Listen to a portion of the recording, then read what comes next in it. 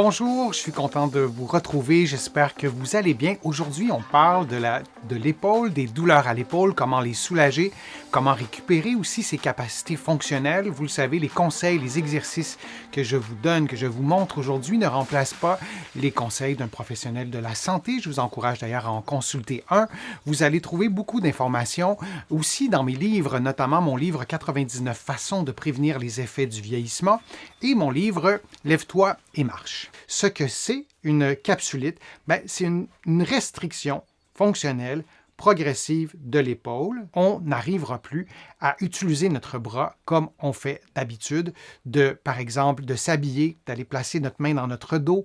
Si on est en voiture, d'aller chercher quelque chose sur la banquette arrière avec le bras atteint. De lever les bras au-dessus de 90 degrés, ça sera difficile. Donc, de prendre des assiettes, des placer en hauteur, ça sera difficile, voire impossible. Ça fait partie de la définition. C'est une perte de mobilité active et passive. Les deux en même temps. Si vous êtes couché sur le dos et moi je vous évalue et je bouge votre bras alors que vous restez au repos, j'aurai une limitation de mouvement. Si vous bougez votre bras, vous aurez aussi une limitation de mouvement. Si on compare avec une tendinopathie, dans bien des cas, les tendinopathies, si j'arrive à tenir le bras de mon patient de la bonne façon pour qu'il puisse se relâcher, j'aurai parfois aucune limitation passive.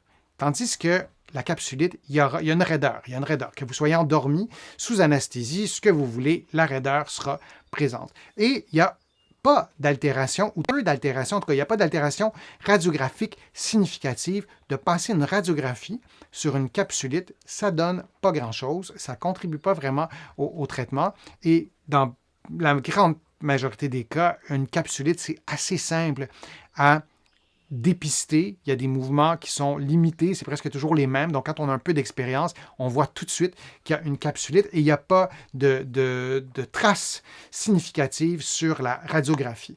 Deux critères qui sont des critères de l'Association américaine de la physiothérapie. C'est un peu technique, mais je voulais vous les donner. Diminution d'amplitude de plus de 25% dans deux mouvements et diminution de rotation externe passive, la rotation externe étant ce mouvement-là, pour que vous le voyez bien, et donc diminution de rotation externe passive de plus de 50% par rapport à l'autre, et l'épaule qui va bien, l'épaule saine, ou une rotation externe diminuée, ou plus petite plutôt, plus petite que de 30 degrés. Donc, moins de 30 degrés en rotation externe et les autres critères que vous voyez.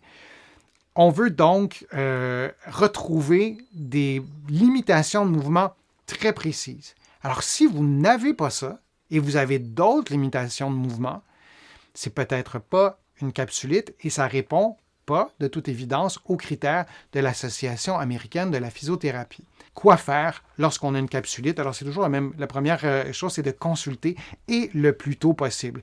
Un coup qu'on a dit ça, qu'est-ce qu'on peut faire? En physiothérapie ou en kinésithérapie de l'autre côté de l'Atlantique, on peut faire de l'électrothérapie.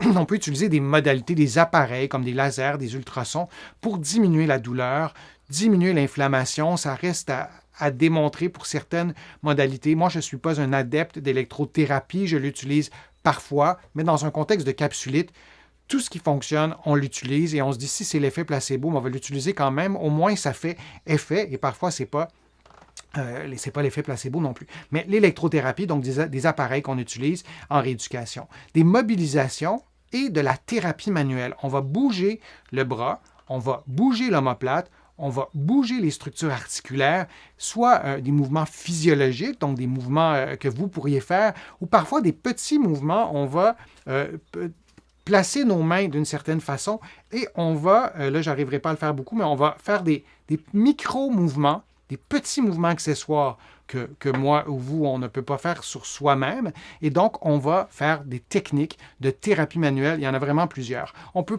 utiliser aussi des techniques de relâchement musculaire. Il y a des techniques pour relâcher, pour décontracter les muscles. Et dans un contexte de capsulite, parfois, on a des grosses tensions musculaires.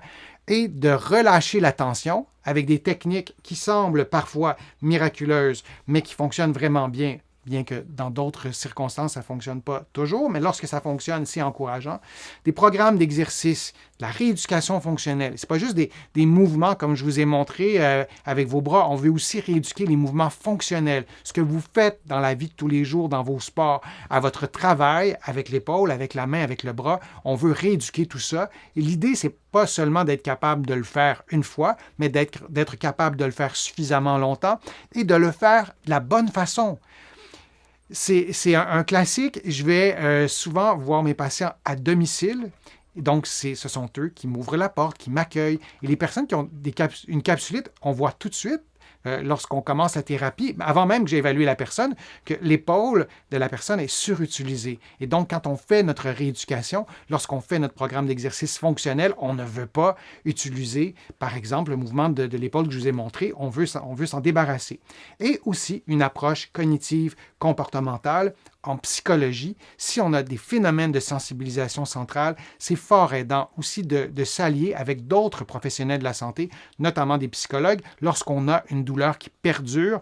Ce n'est pas notre premier réflexe d'aller consulter un ou une psychologue lorsqu'on a une douleur à l'épaule, mais si ça fait 26 mois qu'on a une douleur à l'épaule, peut-être que vous êtes un peu déprimé, peut-être que vous ne dormez pas bien depuis ce temps-là, peut-être que vous avez pris certains médicaments, peut-être qu'une dépendance à des médicaments qui se sont installés. Donc, il y a beaucoup de choses qui peuvent apparaître durant ce 26 mois-là et un ou une psychologue peut être fort utile et ça peut être fort utile aussi pour pouvoir progresser plus vite en rééducation. Donc, je vous ai déjà montré ces mouvements-là, donc je vais aller un petit peu plus vite, mais on a un mouvement de flexion antérieure, on peut le faire couché sur le dos. Vous allez trouver des programmes d'exercice en temps réel qui vous les montrent sur ma chaîne.